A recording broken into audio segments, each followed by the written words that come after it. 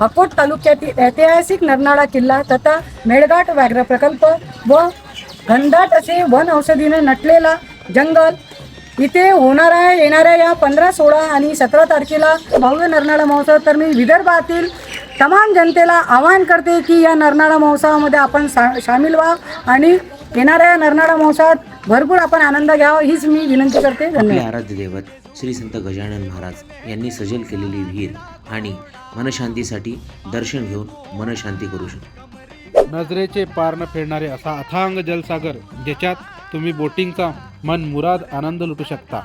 तर चला आपल्या परिवारासोबत आपल्या चिल्ल्या पिल्ल्यासोबत मराठी मनावर राज्य करणारे आपले मराठी नटनाट्य यांचे चला हवा येऊ द्या आणि इथं पंजाबी गायक कैलास खेर यांचं पण आगमन होणार आहे। तर चला तयारीला लागा, आम्ही आपली वाट बघतोय। आपल्याला नरनाळा महोत्सवात जायचं आहे आणि हां, इथं आल्यानंतर इथं अस्सल गावरानी नाश्ता करायला विसरू नका आणि आपल्याकडून इथच्या आदिवासी बंधू भगिनींना रोजगाराची मदत सुद्धा होईल। धन्यवाद। जय देवा जय देवा जय देवा